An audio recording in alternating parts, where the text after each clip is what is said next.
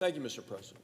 Mr. President, for 9 long months, the Senate Democrats have waged an unprecedented effort to slow down the Senate, to delay the President from getting his team on the field. It has been an unprecedented blockade.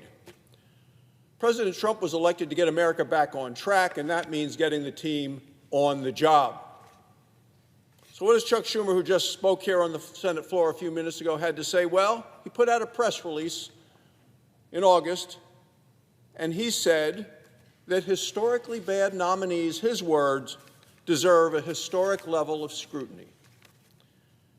He has treated every nominee from President Trump as controversial.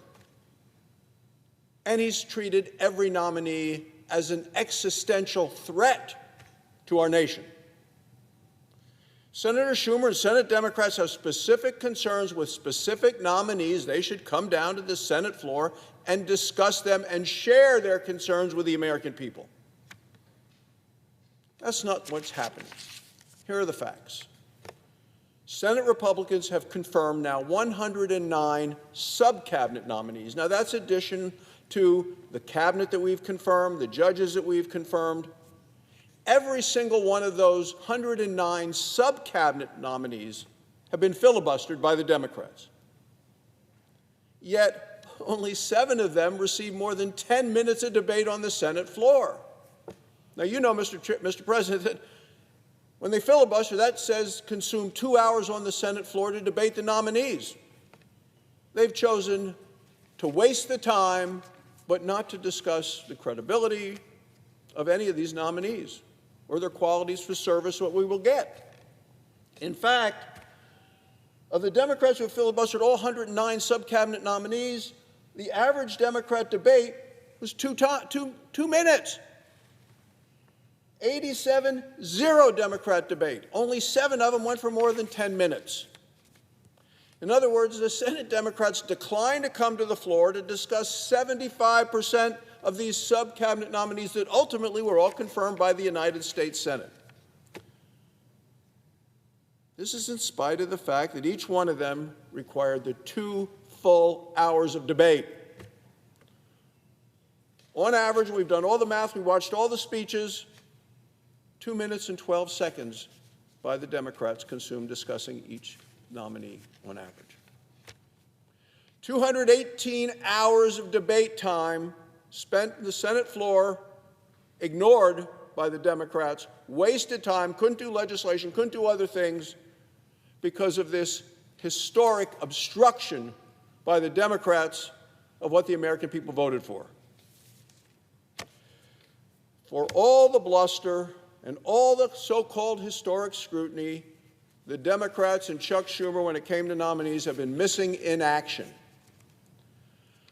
These guys actually spent more time on the Senate floor debating and discussing wasteful Washington spending, such as using taxpayer dollars for electric vehicles in Africa, than they did on all 109 sub-cabinet nominees combined. The Senate Democrats and Chuck Schumer froze the Senate floor for 210 hours from doing the important public business as a result of their unprecedented blockade. It is time for the Senate to return to normalcy, to regular order. And that's because there are still 145 nominees on the executive calendar that we have right here on our desk waiting to be confirmed. These are people who've gone through the hearing process, been voted out of committees, and are stuck here in the Senate limbo of waiting to see what's going to happen with their confirmation. They're waiting to help in the fight to get America back on track and to do the people's business, and the Democrats are obstructing every step along the way. It seems like the Democrats just want to sabotage our effort to get America back on track. Otherwise, why are they standing in the way of the progress of our nation? We know these nominees are all qualified, the 145 I've just referred to, because committees have actually reported them out to the Senate. They've had background checks from the FBI. Their ethics reports have all been confirmed, and they have actually been approved by the Senate committees, the committees whose job it is to scrutinize. And that's why half of the 145 that we're still waiting to come to the Senate floor, they've earned bipartisan support coming out of committees. They're ready to go, ready to get put to work. So the minority leader needs to stop pretending that he's leading some kind of grand investigation, because he's not. It's time for him to admit that this has nothing to do with the qualifications of the nominees. His objections have everything to do with his obsession with President Trump. That's what we're dealing with here, Mr. President. But many of these bipartisan nominees have been waiting for months to get put to work. They've been nominated. They put their lives on hold. They're ready to go. And yet the Democrats, through their sabotaging, have slowed the process to a crawl. And there's absolutely no reason for this. Look, this latest Schumer shutdown of this confirmation process, it really does leave critical jobs unfilled. It does weaken our economy. It does undermine our international diplomacy. And, Mr. President, it jeopardizes our safety. The Senate in the past didn't operate this way. And we need to change things to get America back on track and get the Senate back on track. You know, 98% of George W. Bush's, President Bush's nominees and Bill Clinton's nominees, they were confirmed by voice vote or unanimous consent. They'd gone through the committee process, they were sent to the Senate, and then worked through the process pretty quickly. During President Trump's, his second term, the number that went by voice vote or unanimous consent, here we are 9 months in, 0. Absolutely 0. Why? Because of what the Democrats are doing in an unprecedented way. They seem to be obstructing for obstruction's sake. Today, 45 of the 145 nominees stuck on the calendar are, interestingly, for positions that never before in the history of the Senate have actually had to come up for a roll call vote. They always went by voice or unanimous consent. So I would ask the Senate Minority Leader here on the floor to tell me why the Chief Counsel for Advocacy at the Small Business Administration, I mean, that's the position, why that needed to be filibustered. Why did he and the Democrats filibuster the Chief Counsel for Advocacy for the Small Business Administration? What was so critical about that position or so wrong with the nominee that the Democrats would decide it was worthy of spending 2 hours of Senate floor business to filibuster this nominee who got confirmed anyway? And in the past has never had a vote on that. It's just always gone by unanimous consent or by voice vote. Confirming positions like this used to only take seconds. Now it can take days, and it's because of the obstruction by the Democrats.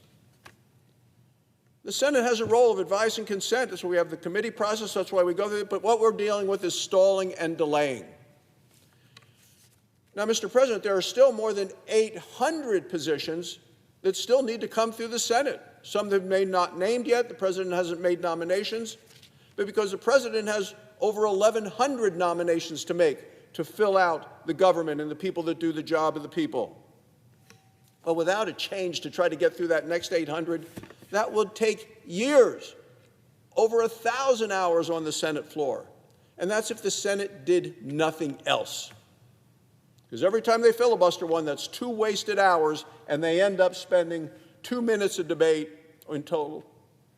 And 81% of them nominated who got approved, the Democrats spent 0 time on the floor even talking about.